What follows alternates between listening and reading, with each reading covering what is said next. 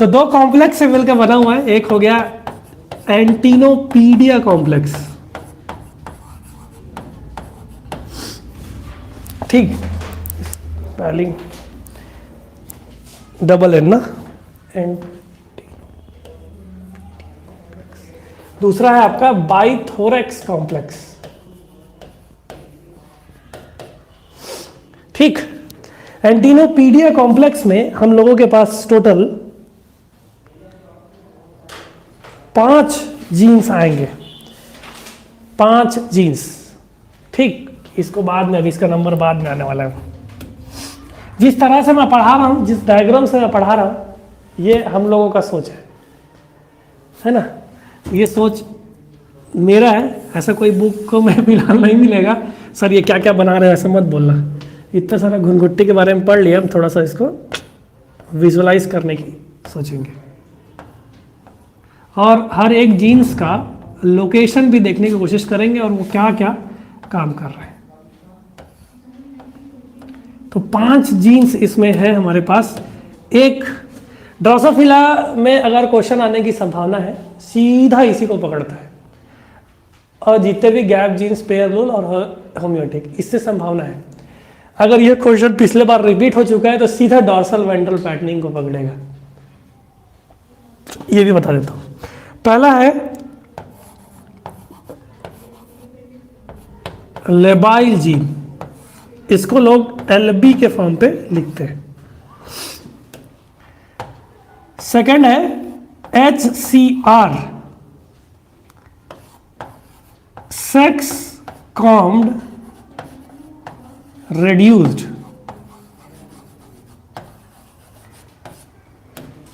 तीसरा वाला खुद एंटीनोपीडिया, इसी कारण से इसका नाम एंटीनोपीडिया कॉम्प्लेक्स रख दिया गया। डिफॉर्म्ड है ना। नेक्स्ट जीन है डिफॉर्म्ड, DFD, ठीक। कुछ ट्रिक बताया था क्या? कुछ ट्रिक नहीं बताया था? नहीं, तू नहीं बनाई है कुछ?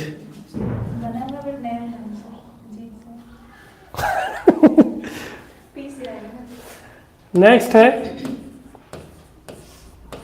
प्रोबोसिपीडिया, स्पेलिंग देखना पड़ता है कभी कभी। तो ये 5 जीन्स आप लोगों के पास है, इसको हम लोग PB के फॉर्म पे डिनोट करते हैं। तो हम लोगों के पास एंटीनोपीडिया कॉम्प्लेक्स में टोटल 5 जीन्स है। पहला labial, second sex combed reduced, third antennapedia, then deformed, ठीक, प्रोबोसिपीडिया, PB के फॉर्म से हम लोग डालते हैं।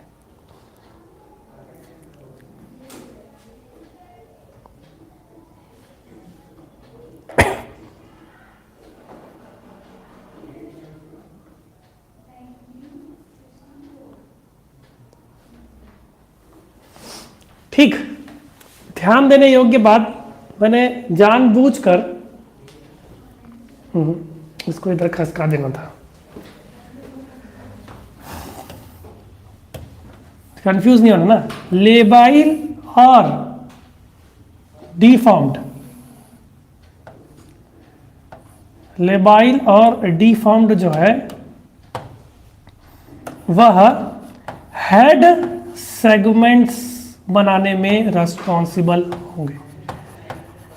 इसको एकदम ध्यान से ऐसे ही लिखना, ऐसे ही लिखना, मतलब इसको इधर भले कर लेना, इकट्ठे इकट्ठे अलग अलग कर देना, लेकिन एरो फॉर्म पे ही लिखना, नहीं तो बुक में बहुत ज़्यादा ही कंफ्यूजिंग अगर आप बुक की तरफ जाओगे तो, क्यों, बहुत ज़्यादा दिमाग खराब हो जाता है। इवन ये हिस्सा जो है ना, ये माउथ पार्ट बनाने में मदद करता है। ये केवल और केवल अडल्ट्स में ही एक्ट हो रहा है, adults, only present in adults, ठीक है।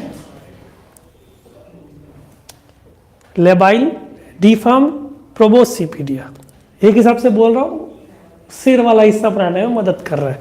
मेन कॉम्प्लेक्स जो है ना, ये है मेन जो जीन है ना, ये है एंटीनोपीडिया और सेक्स कॉम रेड्यूस्ड जो है यह थोरैसिक सेगमेंट्स बनाने में मदद करता है।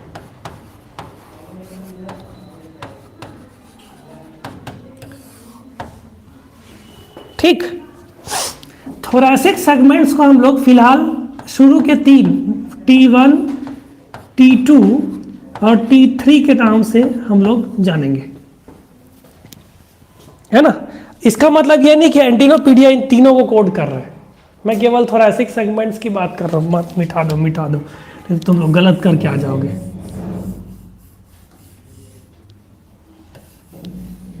इससे बढ़िया मैं अलग से एक ड्रोसोफिला बना दूंगा, ज़्यादा बेटर वही है।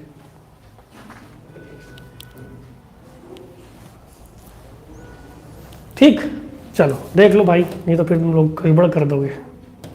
अगर एक ड्रोसोफिला के सेगमेंट वाइज देखने की कोशिश करोगे तो हम लोगों के पास क्या क्या पार्ट्स देखने को मिलेगा। एक तो हेड वाला हिस्सा देखने को मिलेगा, ठीक। उसके बाद हम लोगों के पास थोरैक्स के सेगमेंट देखने को मिलेगा, इसको T1, T2, T3 कह लेंगे। 8 एब्डोमेन सेगमेंट्स देखने को मिलेगा, 1 2 3 4 5 6 और 7, इतने सारे पार्ट्स आपको देखने को मिलेगा। ये इसको अपन T1 कहेंगे, इसको अपन T2 कहेंगे, इसको अपन T3 कहेंगे। ये एब्डोमेन 1 2 3 4 5 6 7 और या 1 और 8 बना लेना। ये वाला हेड वाला रीजन देखने को मिलेगा, ठीक है। हो गया, इसको अच्छे से बना लो। थोरैसिक सेगमेंट कौन बना रहा है? एंटिनोपीडिया। किस कॉम्प्लेक्स के अंदर आ रहा है? एंटिनोपीडिया कॉम्प्लेक्स के अंदर ही आ रहा है। इसको भी ध्यान पे रखे रहना।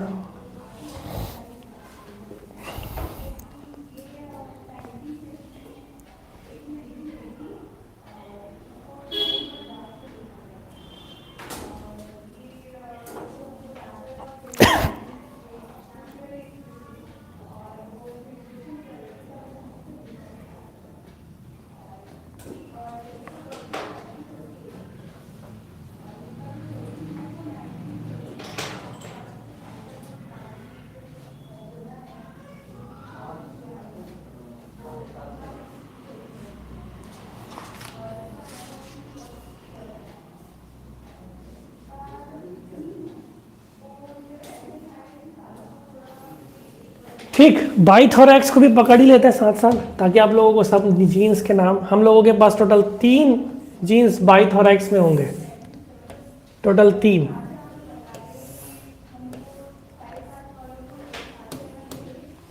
एक चीज और ध्यान लो, एंटिनोपीडिया जो है ना वो थोरैसिक 2 के लिए रेस्पॉन्सिबल है। एंटिनोपीडिया जो बताया ना, ये थोरैसिक सेगमेंट T2 के लिए रेस्पॉन्सिबल है, ठीक है। और कैसे कैसे कर रही है? सर वो क्या बनाया? अरे ये बॉडी पार्ट्स बना रहे ना, ये और ए बी ये सब क्या है सर? ये एब्डोमेन एब्डोमेन एब्डोमेन एब्डोमेन वाला सेगमेंट है पूरा। थोरैक्स, बाइथोरैक्स में हम लोगों के पास होता है अल्ट्रा बाइथोरैक्स है ना, बाइथोरैक्स ना, अल्ट्रा बाइथोरैक्स। इसको कैसे लिखते हैं? UBX। उसके बाद abdomen A and abdomen B। ये एब्डोमेन A और एब्डोमेन B जो है ये पूरे एब्डोमेन्स बनाने में मदद कर रहे हैं, पूरे एब्डोमेन बनाने में मदद करेगा, ठीक। अल्ट्रा बाइथोरैक्स जो है वो T3 बनाने में मदद करेगा। में सेकेंड थोरैसिक सेगमेंट में हम बेचारा कलर भी नहीं आ रहा है, ग्रीनिश बनाएंगे, अच्छा से बनाएंगे ना। सेकेंड थोरैसिक सेगमेंट में आपके पास विंग्स प्रेजेंट रहेंगे, एक पेयर ऑफ विंग्स प्रेजेंट है। थर्ड थोरैसिक सेगमेंट में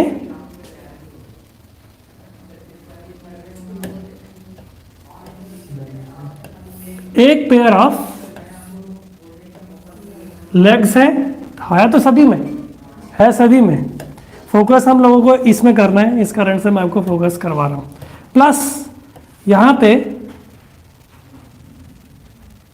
अब तो सरी को बना दे पहले, क्यों? इसके बाद बैलेंसर है, ठीक। इस बैलेंसर को हम लोग कहते हैं हेल्टर्स, ये वाला आपका लेग्स हो गए। ऐसे करके 3 लेग्स तीनों थोरेसिक सेगमेंट में है। हम लोगों ने क्या क्या पढ़ा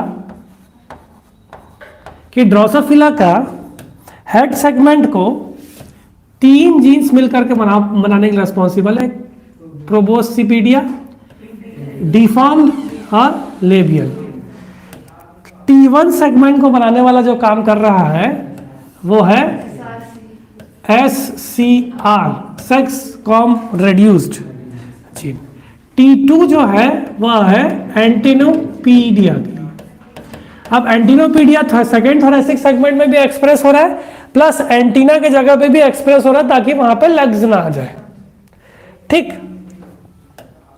उसके बाद ये जो थर्ड थोरेसिक सेगमेंट है ये UBX या अल्ट्रा बाइथोरेक्स के लिए रिस्पॉन्सिबल है।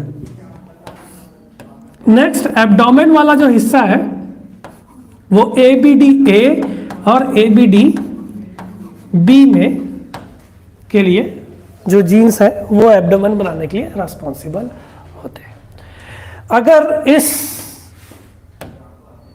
सेगमेंट में, अगर इस ड्रोसोफिला के जीन्स में अल्ट्रा बाइथायरॉक्स रीजन पर डिलीशन हो जाए, म्यूटेशन हो गया, तो क्या होगा?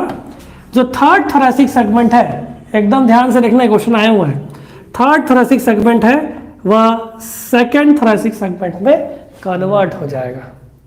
अब तीनों थोरेसिक सेगमेंट में पेयर ऑफ लेग्स तो प्रेजेंट है ही, लेकिन सेकेंड थोरेसिक सेगमेंट बनने, थर्ड की जगह सेकेंड थोरेसिक सेगमेंट बनने की वजह से होगा ये कि अब सेकेंड थोरेसिक सेगमेंट में जो नॉर्मल वाला था वहां पे विंग्स तो बनेंगे ही, लेकिन जो थर्ड थोरेसिक सेगमेंट जो सेकेंड में कन्वर्ट हो गया है वहां पे भी आपको एक पेयर ऑफ विंग्स देखने को मिल जाएंगे।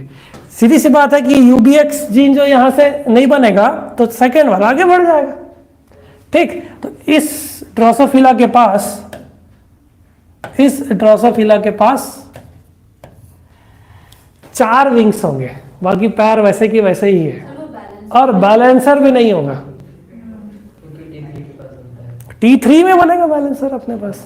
ठीक है, दोनों मर्ज हो जाएंगे क्या, फिर भी सेपरेट? ये अलग अलग सेगमेंट बने रहेंगे, दोनों T2 कहलाएंगे। हाँ, बाकी सब नॉर्मल है वैसे के वैसे ही। तो इसके 4 विंग्स बन गए, किसके डिलीशन की वजह से? UBX के लिए। एक और देख लो,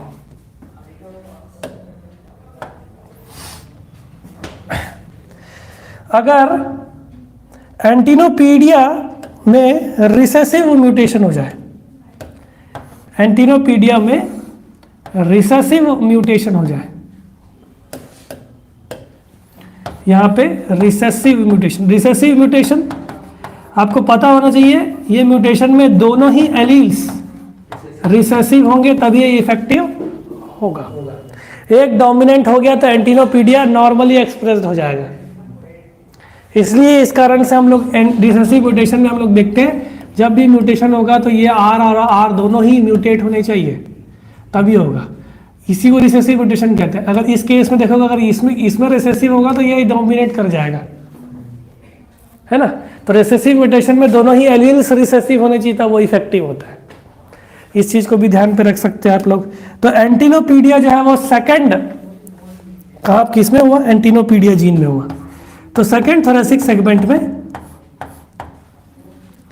एंटिनोपीडिया एक्सप्रेस नहीं हो पाएगा, इस कारण से हम लोगों को एंटीना देखने को मिल जाएगा सेकेंड थोरेसिक सेगमेंट। क्यों? क्योंकि एंटिनोपीडिया जो है वो एंटीना को एक्सप्रेस कर रहा था, लेग्स को इनहिबिट कर रहा था, ध्यान है। लेकिन अब ये इसमें म्यूटेशन हो गया तो सेकेंड थोरेसिक सेगमेंट में हम लोगों को एंटीना देखने को मिल जाएगा। और दूसरा ये होगा, ये इसको एक्सप्रेस, लेग्स को यहाँ एक्सप्रेस करने को देखने को नहीं मिल रहा था, तो हेड पोर्शन में भी हम लोगों को लेग्स देखने को मिल जाते हैं, है ना। हेड पोर्शन में भी हम लोग को लेग्स एक्सप्रेसिव देखने को मिल जाएंगे। बन गया ड्रैकुला, है ना। ये पूरा म्यूटेशन का केस है होम्योटिक सेलेक्टर जीन्स के। इससे बाहर एक भी क्वेश्चन नहीं आएगा, ध्यान पे रख लेना, होम्योटिक सेलेक्टर जीन्स से। और ये रिप्रेजेंटेशन भी नहीं देखने को मिलेगा। तो आप लोग देख लो कि एंटिनोपीडिया कॉम्प्लेक्स हम लोगों ने अभी तक क्या क्या पढ़े, इसको एक बार फटाफट रिवाइज कर लो कि एंटिनोपीडिया कॉम्प्लेक्स हमारे पास 5 जीन्स है, एससीआर, लेबियल, एंटिनोपीडिया, डिफॉर्म्ड, प्रोबोस्सीपीडिया। प्रोबोस्सीपीडिया, लेबाइल और डिफॉर्म्ड, ये सब हेड सेगमेंट्स बनाने में मदद कर रहे हैं। एससीआर और एंटिनोपीडिया फर्स्ट और सेकंड थोरेसिक सेगमेंट बनाने में मदद कर रहे हैं। बाइथोरेक्स रीजन में हम लोगों के पास अल्ट्रा बाइथोरेक्स रीजन कॉम्प्लेक्स ये जीन्स प्रेजेंट है। Abdomen A, abdomen be present है। एब्डोमेन ए, एब्डोमेन बी एब्डोमेन बनाने में मदद करेगा, अल्ट्रा बाइथोरेक्स थर्ड थोरेसिक सेगमेंट में रिप्रेजेंट करेगा। इसी को हम लोगों ने इस सेक्शन में बनाया कि हेड सेगमेंट में हमारे पास प्रोबोस्सीपीडिया, डिफॉर्म्ड, लेबाइल यहाँ पे आ गया। इसको ट्रिक बताया, पी डी ला सेल करेंगे, ठीक। T1 में पेयर ऑफ लेग्स प्रेजेंट है, T2 में pair of legs plus pair of wings present है नॉर्मल ड्रोसोफिला में, T3 में pair of legs and pair of balancer present है, इनको हम लोग हेल्टर्स के नाम से जानते हैं, और एब्डोमेन सेक्शन प्रेजेंट है। जैसा ये अल्ट्रा बाइथोरेक्स रीजन डिलीट हो जाएगा तो third thoracic segment second thoracic segment में कन्वर्ट हो जाएगा और ये एक पेयर ऑफ विंग्स बना लेगा, ठीक है। क्वेश्चन निकाला इसका अब।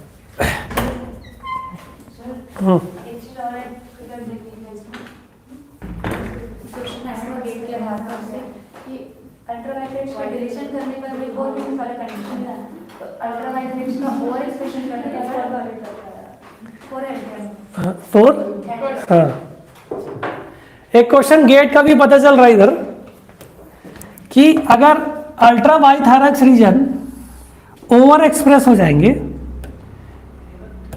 अल्ट्रा बाइथोरेक्स रीजन ओवर एक्सप्रेस हो जाएगा, मतलब जो जीन है अल्ट्रा बाइथोरेक्स जो जीन्स हैं अगर वो ओवर एक्सप्रेस हो जाएंगे, ये गुएट में पूछा है,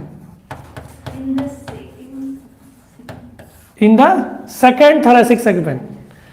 सेकेंड थोरेसिक सेगमेंट में अगर अल्ट्रा बाइथोरेक्स रीजन बन जाएगा तो सीधी सी बात ये है, बाइथोरेक्स का काम क्या था कि ये लेग्स तो बनेगा ही, हेल्टर्स इसके पास 4 हो जाएंगे, तो एक ऑर्गेनिज्म के पास 4 हेल्टर्स हो जाएंगे। तो आपको जिस तरह से भी पूछे आपको ये वाला सेक्शन बस अच्छे से ध्यान पे रखना पड़ेगा। वैसे ही एंटिनोपीडिया में रिसेसिव म्यूटेशन हो जाएगा, तो एंटिनोपीडिया का काम एक और था कि एंटीना का जो सेक्शन है वहाँ पे लेग्स रिप्रेजेंट ना हो जाए। जैसे ही एंटिनोपीडिया का एक्सप्रेशन हटा तो सेकेंड थोरेसिक सेगमेंट में हम लोग को एंटीना और हेड में हमको लेग्स भी देखने को मिल गए। तो इस तरह से आपके पास पूरे म्यूटेशन होम्योटिक सेलेक्टर जीन्स के हैं।